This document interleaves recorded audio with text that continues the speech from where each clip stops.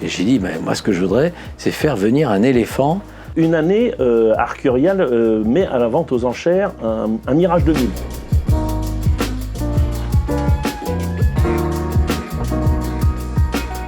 Aujourd'hui, Rétro a 50 ans, donc c'est un salon qui est de 76. Et je me dis, en 76, c'était déjà un salon de voitures de collection. Et aujourd'hui, tu as des autos qui sont sur Rétro considérées comme des autos de collection, etc., qui n'étaient même pas sorties quand le salon a été créé. Une question qu'on me pose souvent maintenant que je suis côté organisateur, c'est qu'est-ce que vous faites le reste de l'année ? Voilà, maintenant j'ai la réponse, puisque du coup toute l'année, on n'est pas trop de toutes les équipes, tous services confondus, à bosser à 100% toute l'année que sur ce salon qui pourtant ne dure que 5 jours. À Rétromi, je pense que tous les ans on prend une claque normalement, quand on sait apprécier les autos qu'il y a et ce qu'on y voit et la concentration d'autos exceptionnelles qu'il y a. Et il y a eu ce déclic de se dire finalement j'en ai marre d'attendre le week-end pour vivre ma passion. Pour l'édition 2025, je me souviens avoir parlé avec Romain Grabowski, donc directeur de ce beau salon, en lui disant Romain, ça serait pas mal si sur l'affiche il y aurait, tu mets une voiture française. Voilà, et je lui ai un peu dit, tu sais, l'année prochaine, il y a un anniversaire important, ce sont les 70 ans de la DS. Quand on m'a annoncé que la DS Ballon était sur l'affiche, était décidé, je dis super. Après, la reconstruire, je me dis, c'est un sacré défi parce que, en fait, on n'a pas de plan. On a des photos, on a des maquettes, mais on n'a pas de plan, donc c'était un sacré défi. Et en fait, tout le monde a tiré dans le même sens. Encore une fois, j'étais sans doute encore un peu trop petit pour vraiment m'en souvenir, mais même les rétromobiles de quand j'avais 18, 19, 20 ans. Donc oui, c'est plus professionnel, certainement, mais c'est toujours sympa. C'est toujours drôle, il y a toujours plein d'anecdotes, plein de rencontres rigolotes. Moi je trouve que finalement ça change pas. Pour moi l'ambiance est la même, il y a toujours des piliers qui sont là et qui étaient là dans les premiers rétromobiles. Et puis il y a aussi les jeunes qui sont arrivés et qui finalement ont la même passion, c'est un truc commun. C'est peut-être pas les mêmes autos, eux c'est peut-être pas les Bugatti qui vont les intéresser, mais c'est, je dis n'importe quoi, les Fiat Panda. Mais finalement c'est on a la même fibre, donc on parle exactement le même langage et on est rassemblés autour de cette passion pendant 5 jours. C'est intense, mais c'est très enrichissant. Puis il y a un truc qui est intéressant, c'est que moi je suis un petit peu plus âgé que Baptiste, tout petit peu bien entendu, mais finalement en faisant des trucs autour de l'automobile, on s'est créé un phénomène de bande, même au-delà de nos propres clubs, qui est vachement sympa. Et aujourd'hui, Baptiste parlait des jeunes, on essaye de continuer à recréer ça avec nos enfants. Moi, mes enfants, ils ont 20 ans aujourd'hui, pour recréer ce phénomène de bande que nous, on a pu connaître et qui, finalement, fait le sel du truc. Et au final, Rétromobile, comme je vous le disais tout à l'heure, c'est le premier de la saison où on se retrouve tous. Mais c'est bien que ça évolue. Mais il y a les fondations et il faut faire des trucs tout autour. Il faut savoir les garder et puis pimper avec d'autres choses. Mais Rétromobile a vachement évolué, ne serait-ce que au travers des expos, des types de véhicules qu'aujourd'hui on accueille par rapport à ce que ça a été. En fait, Rétromobile évolue avec son temps. Je pense qu'il faut toujours s'ouvrir aux nouvelles générations de collectionneurs qui arrivent avec des nouvelles idées, une nouvelle dynamique, de nouvelles envies. Forcément, ils vont arriver pour s'intéresser à des voitures un petit peu plus jeunes, mais une passion, ça se transmet et ça me paraît important de s'ouvrir également vers les youngtimers, mais aussi vers les supercars qui font rêver beaucoup de monde, y compris dans les gens qui s'intéressent aux voitures des années 20 et 30, parce que ça reste un très bel objet. Le salon a toujours reflété en fait un salon d'ouverture et que toutes les générations de collectionneurs sont les bienvenues, toutes les catégories de collectionneurs sont les bienvenues. Et je pense que le salon a encore de très belles pages à écrire dans ce sens. Il y a des gens que je vois toujours aujourd'hui, bien sûr, ceux qui sont encore vivants, parce qu'on fait partie d'une génération qui disparaît. C'est pour ça que c'est important de passer le flambeau. Moi, j'ai la chance d'avoir 3 filles qui aiment ça, donc c'est eux qui vont prendre la suite. Voilà.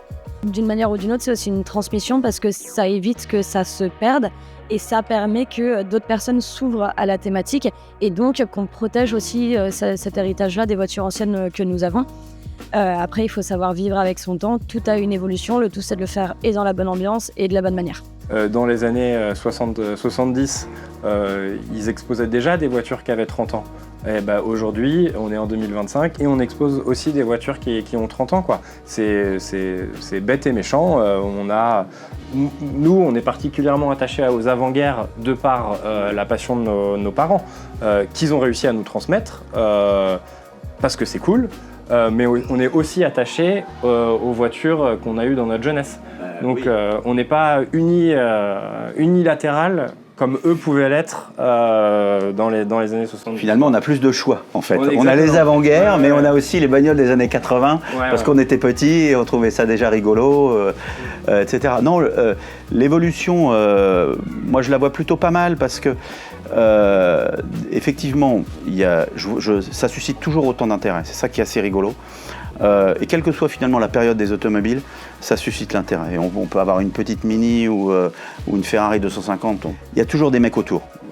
Et ça, c'est vachement sympa. Je trouve qu'effectivement, il y a plein de jeunes qui arrivent. Et puis finalement, les jeunes, c'est assez drôle parce que, évidemment, ils viennent attirés par ce qu'ils ont connu quand ils étaient eux tout petits, même une 205 GTI ou je ne sais quoi. Et puis ils se baladent, et puis ils voient des machins comme ça, et puis ils disent tiens, mais qu'est-ce que c'est que ce truc, parlez-moi un peu plus, etc. Et puis c'est pas rare de voir comme c'est arrivé encore cette année, un type de 25 ans qui dit moi j'adore, je prends ma carte au club. Ouais, welcome, viens, évidemment, on va te faire découvrir ce que c'est. Et ça, donc il y a vraiment cette espèce de passion qui est suscitée et qui finalement concerne aussi les avant-guerres, par un public plutôt jeune aussi. Et aujourd'hui, effectivement, le spectre il est beaucoup plus large que dans les années 70. Mais parce que les purs et durs de la voiture, ce qu'ils aiment, c'est la mécanique. Et la mécanique, elle est... c'est latéral, quoi. Enfin, tu vois, de 1901 jusqu'à 2025, la mécanique, ça reste la même chose, finalement. Donc, c'est intéressant de voir toutes les époques et toutes les avancées. Et moi, j'ai des potes qui roulent en saxo... comment on dit, VTS, ouais, voilà. Et ils sont passionnés par ça, quoi. Ils ont l'intérêt pour ça, quoi. Voilà.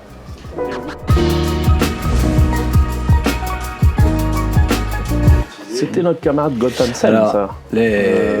Pour en revenir à ce qu'on disait tout à l'heure, c'est que c'est vrai que les groupes, ça offre des opportunités, mais on avait quand même toujours dans notre ADN le fait d'essayer de monter des choses qui coûtent le moins cher possible et essayer de monter des choses un petit peu bizarres et invraisemblables. Et un jour, j'en ai parlé avec un de mes amis qui s'appelle Gotham Sen, qui est indien.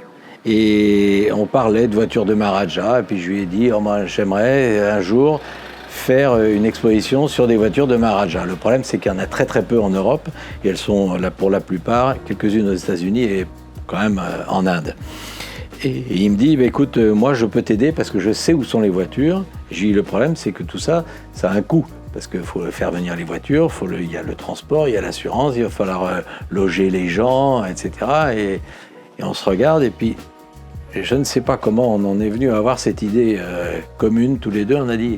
On a eu l'idée, je ne devrais pas le dire, mais c'est vrai, ça s'est passé comme ça. On a dit, on va faire un concours, on va envoyer une invitation à chaque personne que tu connais qui a une voiture de Maharaja. On va leur dire, voilà, Rétromobile organise une exposition sur les voitures de Maharaja. Voulez-vous faire partie de cette exposition ? Nous vous offrons l'emplacement, reste seulement à votre charge le transport et l'assurance. On a envoyé, je ne sais plus, une trentaine de lettres et on a eu, je crois, 12 ou 15 réponses de gens qui étaient très flattés d'avoir été contactés et qui nous ont envoyé leur voiture à leurs frais pour faire cette exposition de Maharaja. Ils ne sont pas tous venus, mais il y avait des Maharaja. Il y avait quelques Maharaja qui sont venus. Ouais. J'avais eu la chance d'avoir de très bonnes relations avec Evert Lohmann, qui a le musée Lohmann, qui est à La Haye, qui lui avait la voiture Cygne et le petit Cygne électrique, qui était la voiture du fils du Maharaja, qui était une petite voiture électrique, et qui m'avait dit, exceptionnellement, je veux bien te la prêter, cette voiture ne sort jamais du musée, mais je te la prêterai. Donc, j'ai eu la voiture le Swan Car et sa petite Signet. Et on a eu une quinzaine de voitures qui sont venues d'un petit peu partout, dont une qui n'est jamais arrivée puisqu'elle a été bloquée en douane. Elle est arrivée, je crois, 6 mois plus tard parce que c'était un collectionneur indien qui avait fait réparer la voiture en Australie ou je ne sais où.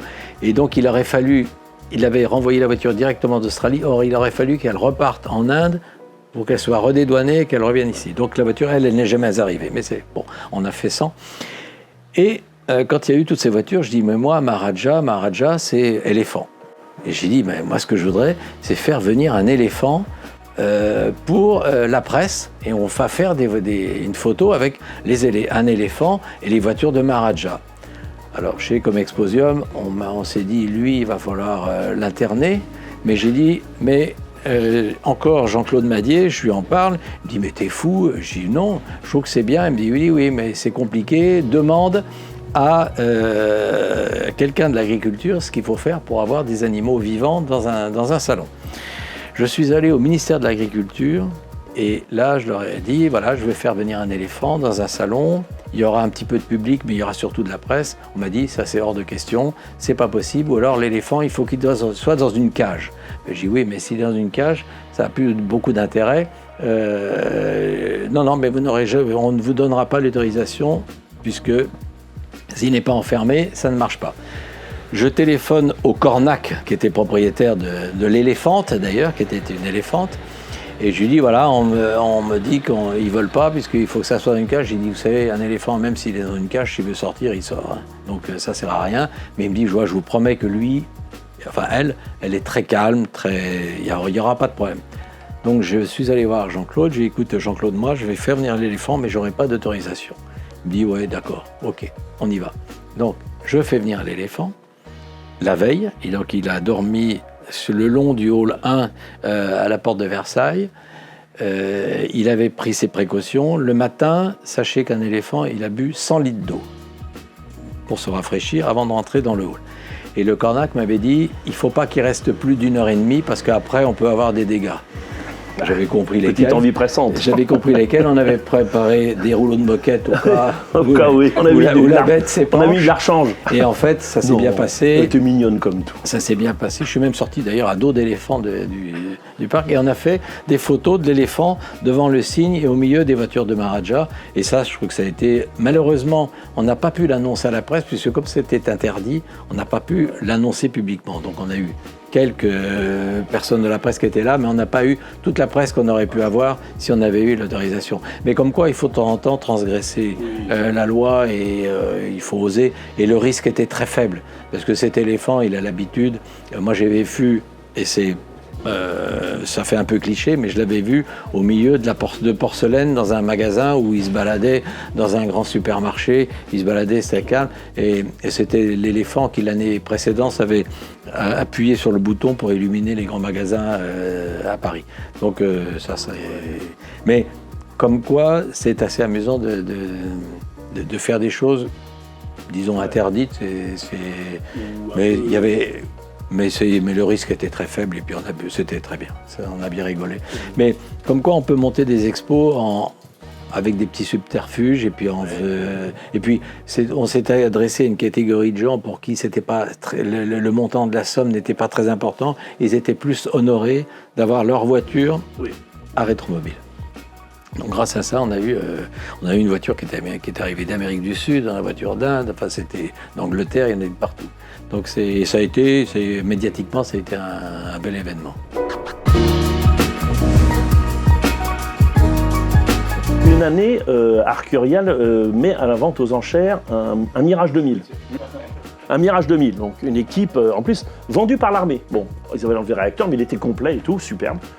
L'équipe arrive, j'étais avec le grand Jean-Claude et tout, il me dit, bah voilà, le Mirage, il faut absolument l'exposer là, à l'entrée du salon, c'est beau quand on rentre pas dedans, parce que c'est pas possible, bon, très bien.